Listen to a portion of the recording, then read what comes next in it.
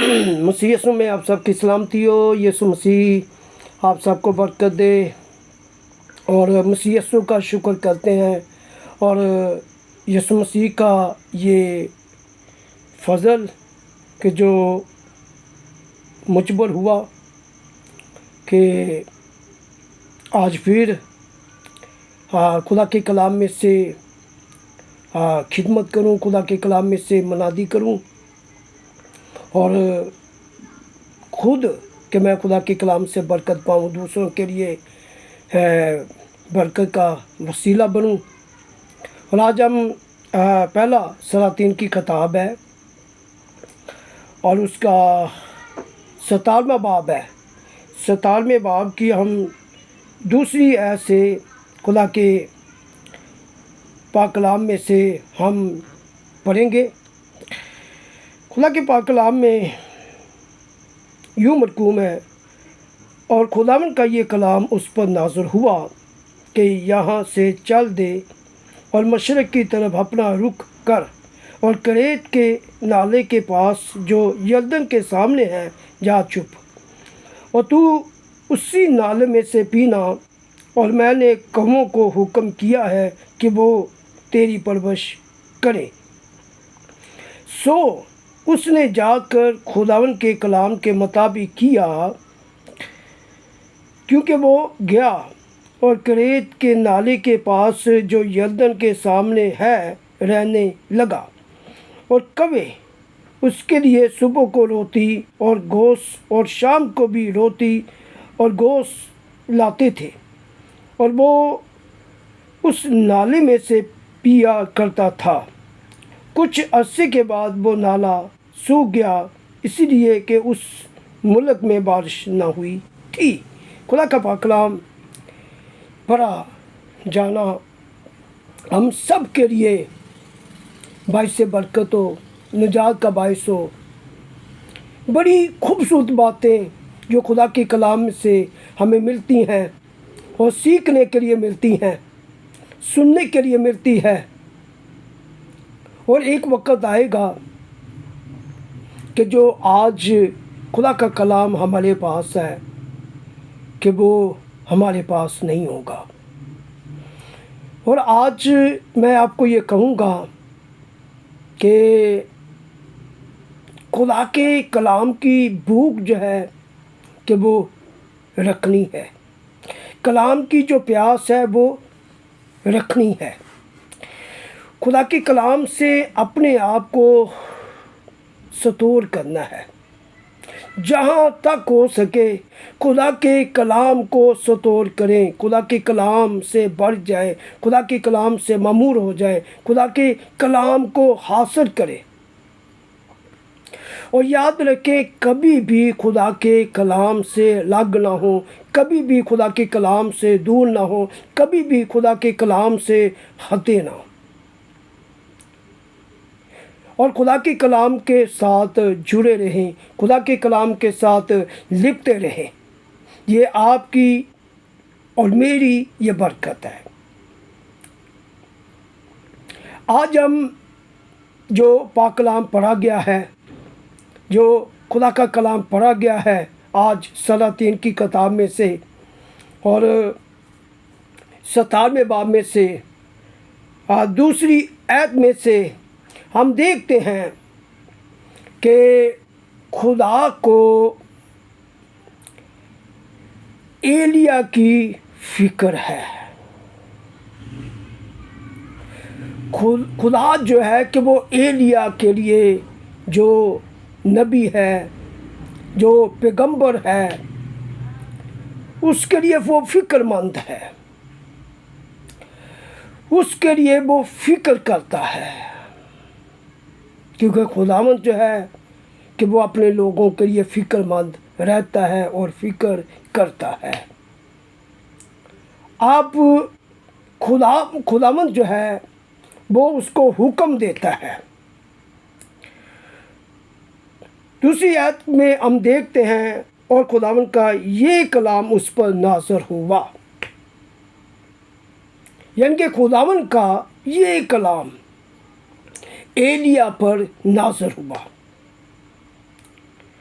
अब खुदावंद जो है कि वो एलिया को कि वो हुक्म दे रहा है, वो हुक्म दे रहा है एलिया को यहाँ से चल दे, कि यहाँ से चल दे, कि यहाँ से रवाना हो जा, यहाँ से चला जा और मशरक़ की तरफ अपना रुख कर, मशरक़ की तरफ अपना रुख कर, मशरक़ की तरफ कि तू चला जा। खुदावंद जो है कि वो उसको हुक्म दे रहा है कि मशरक़ की तरफ कि चला जा और करेत के नाले के पास जो यरदन के सामने है जा चुप। करेत के नाले के पास जो यरदन के सामने है, जो यरदन के सामने है, जो नाला के यरदन के सामने है, कि जा वहाँ चुप जा, कि वहाँ पर चुप जा, वहाँ पर रह, जब तक मैं तुझे ना कहूँ कि वहाँ पर ही के रह। खुदावंद जो है कि वो अपने बंदा को एलिया को कि वो हुक्म दे रहा है, मशरक़ की तरफ जाने के लिए कह रहा है और यरदन के सामने जो करेत का नाला है वहाँ पर जाने के लिए खुदावंद जो है कि वो अपने बंदा एलिया को कि वो कह रहा है। खुदावंद जो है कि वो एलिया को कहता है कि उसी नाले में से पीना। जो नाला है वहाँ से जो चल रहा है या उसमें जो पानी है, यानी कि वहाँ से कि तू पीना। और मैं कौमों को हुक्म किया है। खुदावंद एलिया से मुखातब होकर कलाम करता है, कहता है कि मैंने एलिया को हुक्म किया है, कौमों को हुक्म किया है, तेरे लिए मैंने उनको हुक्म किया है कि वो तेरी परवरिश करें। यानी कि मैंने कौमों को हुक्म किया है कि वो तेरी परवरिश करें। अब कौमों को ये जिम्मेदारी दी है एलिया की कि कवि जो है कि वो एलिया की परवरिश करें। खुदावंद को जो है कि वो अपने बंदा की जो नबी है और उसकी यानी कि फ़िक्र है और वो फ़िक्रमंद है और वो ख्याल रखता है, वो फ़िक्र रखता है। कलाम में लिखा है 5वीं आयत में कि जब हम देखते हैं सो उसने जाकर खुदावंद के कलाम के मुताबिक किया। अब एलिया जो है वो अपने खुदावंद की बात को जो कि वो मानता है, अपने खुदावंद के हुक्म को जो वो मानता है कि जो हुक्म खुदावंद ने उसको किया है उस हुक्म को कि वो मानता है, उसके ऊपर वो अमल करता है कि खुदावंद ने कि मेरे साथ कलाम किया है, मुझे हुक्म दिया है और मुझे कहा है कि मैंने कौमों को हुक्म किया है कि वो तेरी परवरिश करें, कि तू यहाँ से रवाना हो जा, यहाँ से चला जा, मशरक़ की तरफ चला जा। और एलिया खुदा के हुक्म के मुताबिक जो है, खुदा के कलाम के मुताबिक जो है कि वो वहाँ से वो रवाना होता है, वहाँ से वो चला जाता है।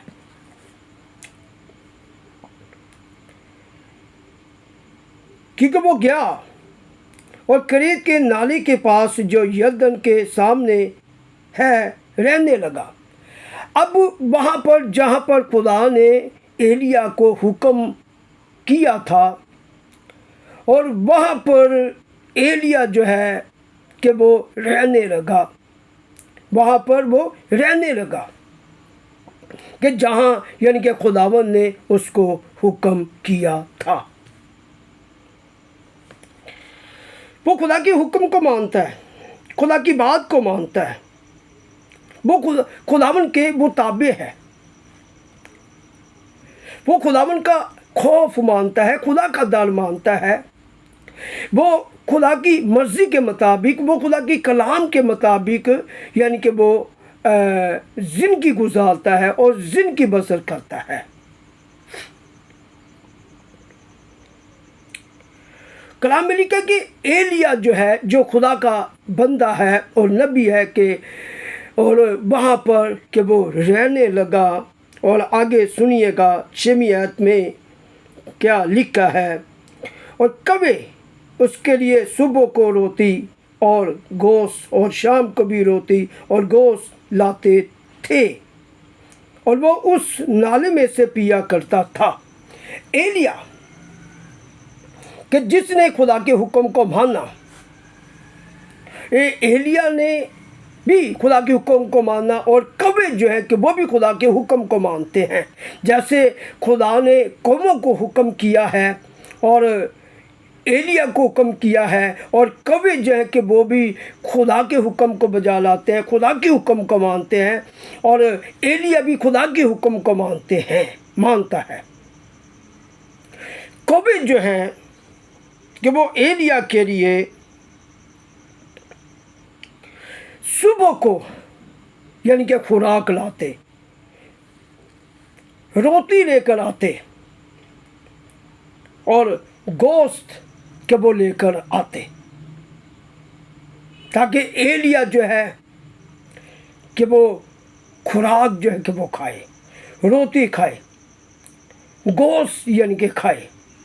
अच्छी खुराक जो है आप देखें कि खुदावंद जो है कि वो एलिया को वो दे रहा है, कि एलिया जो है कि वो कमज़ोर ना हो, मायूस ना हो, ना उम्मीद ना हो, लेकिन खुदावंद जो है वो एलिया को अच्छी खुराक देता है, यानी कि खाने के लिए रोटी देता है, खाने के लिए गोश्त दे रहा है। और कौवे के ज़रिया से, कौवों के ज़रिया से कि खुदावंद जो है कि वो एलिया की परवरिश कर रहा है, और कौवे जो है कि वो एलिया की परवरिश कर रहे हैं और खाना यानी कि पहुंचा रहे हैं, एलिया को खाना पहुंचा रहे हैं। एलिया जो है कि वो खुदा के हुक्म के मुताबिक वहाँ पर छुपा हुआ है, वहाँ पर वो रह रहा है, लेकिन वो बाहर अंदर वो नहीं जाता, लेकिन कौवे जो हैं कि वो जाते हैं और वो सुबह को शाम को यानी कि वो खुराक जो है यानी कि रोटी जो है और गोश्त जो है कि वो लेकर उसके लिए आते हैं और उसको वो खाने के लिए उसके आगे वो रखते हैं और देते हैं।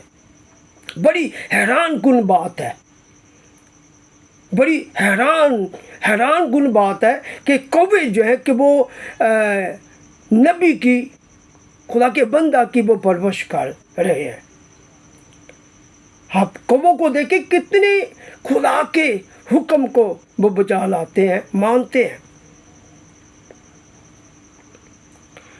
कलाम में लिखा है, और कौवे उसके लिए सुबह को और रोटी और गोश्त, शाम को भी रोटी और गोश्त लाते थे, और वो उस नाले में से पिया करता था कि जहाँ खुदावंद ने उससे कहा कि वहाँ से ही पीना, और वो वहाँ से ही पीता रहा, वहाँ से वो पानी पीता रहा।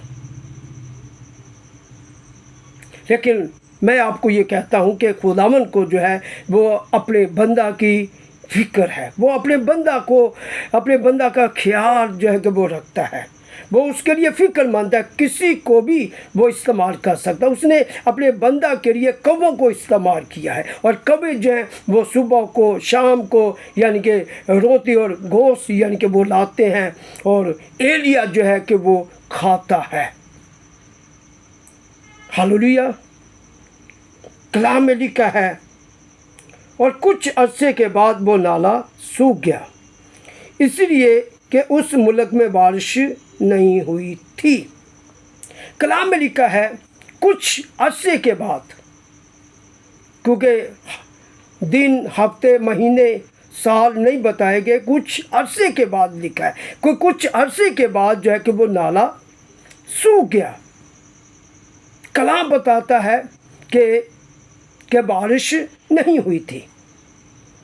बारिश के ना होने की वजह से, बारिश के ना होने के सबब से यानी कि वो नाला जो है कि वो सूख गया और कि उस नाले में पानी जो है कि वो नहीं रहा।